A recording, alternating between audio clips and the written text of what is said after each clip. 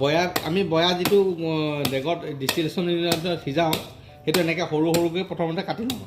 যিখিনি মাল থকাখিনি বেলেগকৈ আমি এই মাল থকা পাৰ্টটো আমি বেলেগকৈ ৰাখি দিম। এতিয়া এইডোখৰত মাল আছে না, আমি বেলেগকৈ ৰাখিছোঁ, আৰু সেইডোখৰ মাল নাই, এইটোকে এনেকৈ সৰু সৰুকৈ কাটিছোঁ।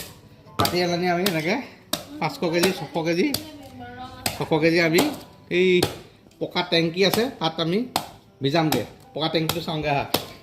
এইখিনি কাটি আনি এনেকুৱা টেংকিটোত মানে তিয়াই দিওঁ, মানে 1 মাহ দিন তিয়াই পেলানি এই আমাৰ ডিষ্টিলেশ্যন ইউনিট আছে তাত আমি আকৌ বয়াখিনি দি দিম। ইয়াৰ পানী আৰু হেৰি বয়াবিলাক ডিষ্টিলেশ্যন ইউনিটত দিয়া হ'ব।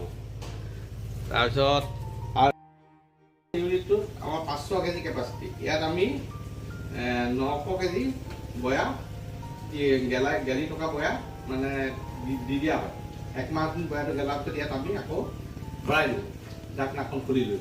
তাৰপিছত আমি কণ্টিনিউ 15 পৰা 20 দিন আমি জুই দিওঁ। আৰু তেতিয়া আমি 15 দিনৰ ভিতৰত আমি দুইবাৰ আমি ইয়াৰ পৰা তেলটো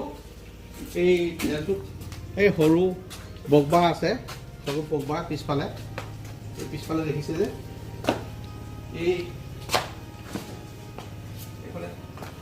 পিছফালে এই বগবাটোত আমাৰ গোটেই তেলখিনি আহি ৰ'ব। ইয়াত আমি 5-6 দিনৰ মূৰত প্ৰথমতে কাটোঁ। তাৰপিছত আকৌ নেক্সট আমি 10 দিনৰ পিছত ইয়াৰ পৰা আঁতৰখিনি বয়াখিনি আমি উলিয়াই ল'ম। বয়া আঁতৰখিনি গেছৰ পাইপলাইন গৈছিলে চাহ ফেক্টৰীতে, আমি তাৰ পৰা গেছটো সংগ্ৰহ কৰিছোঁ। আৰু গেছটো সংগ্ৰহ কৰি আমি এনেকৈ আমি আগৰদৰ ফেক্টৰীত ব্যৱহাৰ কৰিছোঁ। জুই দি আমাৰ এইটো কণ্ডেনচাৰ বুলি কওঁ। কণ্ডেনচাৰটো আমাৰ গৰম হৈ থাকে। ইয়াক আমি ঠাণ্ডা কৰিবৰ কাৰণে আমাৰ এটা পানী টেংকিৰ ওপৰত ফিটিং কৰা হৈছে। আৰু সেই ঠাণ্ডা পানী টেংকি এটা ওপৰত ৰিজাৰ্ভাৰ এটা ঠিক কৰা হৈছে। তাত ঠাণ্ডা পানীটো উঠি আমাৰ ইয়াত আকৌ এই পাইপেদি আহি আমাৰ এই কণ্ডেনচাৰটোত সোমাই যায়। আৰু সোমাই ইয়াৰ পৰা যিটো গৰম পানী ল'ব আকৌ এই পিনেদি ওলাই এই বাহিৰলৈ আমি পেলাই দিয়া হয়। কাৰণ সেইটো আমাৰ ৰিচাৰ্কুলেশ্যন হয়। কাৰণ এটা পানী আমাৰ এই ডেগটোলৈ আহি থাকে, আৰু ডেগৰ যিখিনি ভাপ অংশ আকৌ ইয়াত সোমাই সেই তেলৰ যিটো বগবা বুলি কওঁ তাত সোমাই পেলাই ডেগৰলৈ ঘূৰি আহে।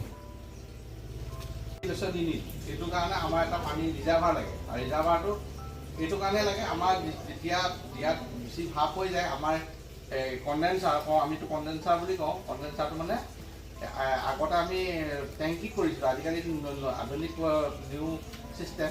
এইটো কণ্ডেনচাৰত আমাৰ ভিতৰত কইল থাকে, তাতে পাইপ মেৰিওৱা থাকে, মেৰিওৱা পাক কইল থাকে। কইলখিনি আহি ভাপ হৈ আকৌ ডেগটোত তাৰ পানীখিনি সোমাই আহে, যিখিনি ভাপ পানী সেইখিনি। সেইটো কাৰণে আমাৰ ইয়াত এই কইলখিনি ঠাণ্ডা ৰাখিবৰ কাৰণে বাহিৰৰ পৰা আমাৰ ঠাণ্ডা পানীটো আনিবলগীয়া হয় ৰিজাৰ্ভৰ পৰা।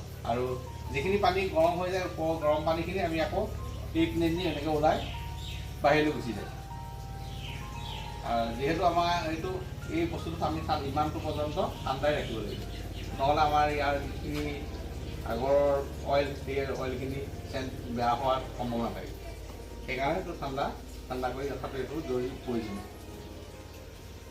500 কেজি ডেগত আমি যদি একবাৰ বয়া ভৰাওঁ, তেতিয়া আমাৰ তাত 1 মাহৰ ভিতৰত সম্পূৰ্ণ মানে মালটো ওলাই যায়। আৰু তাতকৈ আমি প্ৰায় 300 গ্ৰাম হিচাপে 300 গ্ৰামমান আমাৰ বয়া আঁতৰ আমি পাওঁ। সেই আঁতৰখিনি হ'ল